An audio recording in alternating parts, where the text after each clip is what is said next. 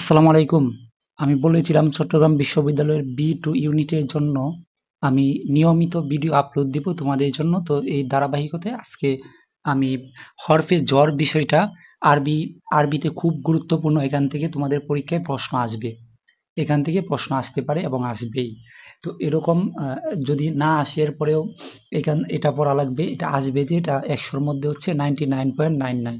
তো সেজন্য তোমরা এটা পড়বে পরীক্ষার জন্য। না পড়লে কিন্তু এই সিম্পল বিষয়গুলো না জানলে তোমরা পরীক্ষাতে পাস করতে পারবে না। তো আম, এরপরে আরবি দাগাইলে, যেহেতু তোমাদের 220টা সিটের জন্য, অর্থাৎ ইসলামিক স্টাডিজ এবং আরবি দুইটাই নিতে পারবা, এই জন্য এইগুলা গুরুত্বপূর্ণ। তো দেখো এখানে হরফে জ্বর। হরফে জ্বর কি? হরফে জ্বর হচ্ছে কোনো ইসিমের পূর্বে আসবে, আসার ফলে ইসিমের শেষ অক্ষরে জের বসবে, ইসিমের শেষ অক্ষরে জের প্রদান করে, পূর্বে এসে তার শেষে জের প্রদান করে, এটা হচ্ছে হরফে জ্বর। যেমন হরফে জ্বর হচ্ছে 17টি। তোমরা এই মানে হরফে জ্বর 17টা, যে এটা তোমরা আমি পরবর্তী ভিডিও আপলোড দেওয়ার আগ পর্যন্ত এটা তোমরা মুখস্থ করে নিবা। 17টা যে হরফে জ্বর আছে, এই হরফে জ্বরগুলো মুখস্থ করবা। 1 নাম্বার হচ্ছে বা, 2 নাম্বার হচ্ছে তা, 3 নাম্বার কাফ, লাম, ওয়াও, মুংজু, মুজ, খলা, রুব্বা, হাসা, মিন, আদা, ফি, আন, আলা, হাত্তা, ইলা। যে সব ইসিম এর পূর্বে এসে তার শেষে জের প্রদান করে তাকে হরফে জার বলে। হরফে জার হচ্ছে 17টি। এই যে এখানে যে 17টি আছে, বা, তারপরে তা, কাফ, লাম, ওয়াও, মুং, জমুজ, খলা, রুব্বা, হাসা, মিন, আদা, ফি, আন, আলা, হাত্তা, ইলা। তো মনে রাখার সুবিধার্থে তোমরা এভাবে পড়তে পারো: বাও, তাও, কাফো, লামো, ওয়াও, মুং, জমুজ, খলা, রুব্বা, হাসা, মিন, আদা, ফি, আন, আলা, হাত্তা, ইলা। এখান থেকে কি প্রশ্ন আসবে তোমাদের? আহ প্রশ্নের মধ্যে আসতে পারে যে নিচের কোনটি হরফে জ্বর। এরকম থাকবে, যেমন কা না থাকবে, ইন না থাকবে, আন না থাকবে, এরকম কিছু থাকতে পারে। আবার সাথে একটা বা বা তা, এখান থেকে 17টা থেকে যে কোনো একটা দিয়ে দিবে, দিয়ে বলবে যে এটা আসলে কোনটা হরফে জ্বর। তো এখানে যে 17টা আছে, 17টার মধ্যে একটা যদি থাকে ওইটাই হচ্ছে হরফে জ্বর। এটা তো তোমরা বুঝবে। আর হরফে জ্বর হচ্ছে তোমাদের শব্দের শেষে জের প্রদান করে। এখন এটা হরফে জরের আমল বা কাজ হচ্ছে শব্দের শেষে জের প্রদান করা।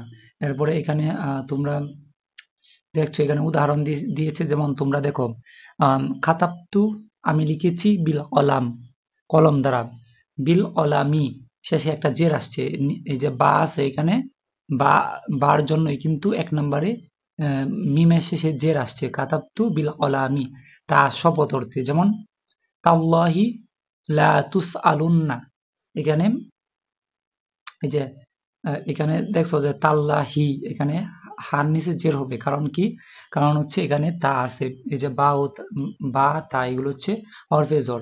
এরপরে দেখো ওয়াও, এই যে অল্লাহি, এখানে হার নিচে জের হবে। এরপরে জাইদুন কাল আসাদে, এখানে দালের নিচে জের আসছে কেন? তা হচ্ছে এর আগে হচ্ছে হরফে জর আছে, যেমন কাফ আছে, এই জন্য জের আসছে। পরে লাম, যেমন আল মালু লি জাইদিন, এখানে জাইদিন কেন আসছে? আহ, কারণ হচ্ছে লি আছে এই জন্য। এখন বলতে পারো যে ভাই এখানে 2 জের আসছে কেন? আরবি ব্যাকরণের নিয়ম অনুযায়ী হরফে জর এর আমল হচ্ছে 2 জের দেওয়া।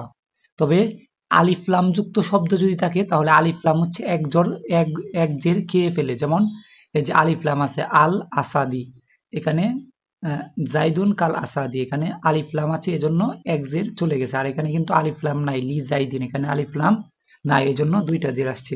মুংজুমুজ, এ দুটি দ্বারা সময়ের আরম্ভ বোঝায়। যাই হোক, এগুলা বিষয় না, এগুলা হরফে জোরগুলা শিখবা। এত গভীর থেকে প্রশ্ন আসে না তোমাদের জন্য। আমরা চট্টগ্রাম বিশ্ববিদ্যালয়ের B2 ইউনিটের ইয়াটা মানে তোমাদের জন্য প্রশ্নটা আপলোড দিয়েছি, তোমরা ইতিমধ্যে এটা দেখছো কিরকম আসে। এই যে পি বেতরের মধ্যে রুব্বু অনেক, রুব্বা অনেক, এখানে খালিদুন ফিদ দারি, এই যে ফাজের ফি আছে, ফায়াজের ফি, এরপরে রয়ের নিচে কি আছে? জের আছে। কারণ হরফে জরের কাজ হচ্ছে, আমি আবার বলছি, কোনো শব্দের আগে আসলে ওই শব্দের শেষে জের দিবে, এটা হচ্ছে হরফে জরের কাজ। আর এই যে মিন, হতে থেকে আলা, উপরে, এগুলা মুখস্থ করবা। আন, হতে, হাত্তা পর্যন্ত সহ অর্থে। আকালতুস সামাকাতা হাত্তা রাসাহা। আচ্ছা, রাসিহা হইব, কারণ এখানে হরফে জর আছে, এই জন্য নিচে জের হবে। এরপরে ওয়া ইলাল্লাহি, এখানে হার নিচে কিছু নাই, এরপরে জের হবে, কারণ হচ্ছে এখানে হচ্ছে ইলা আছে, তো এই জন্য তোমরা এই যে এখানে 17টা আছে হচ্ছে বা, তা, ওয়াও, কাফ, লাম, মুং, জমুজ, এরপরে আদা, খলা, হাসা, এরপরে রুব্বা, ফি, মিন, হতে থেকে আলা, উপরে আন, হতে হাত্তা, সহ অর্থে ইলা, পর্যন্ত অর্থে ব্যবহৃত হয়।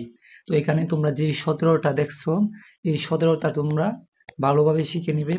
এখান থেকে পরীক্ষার মধ্যে প্রশ্ন আসবে হরফে জরের আমল কি, অথবা হরফে জর নিচের কোনটি হরফে জর অথবা কোনটি হরফে জর নয়, এরকম প্রশ্ন আসবে আরবি ব্যাকরণে।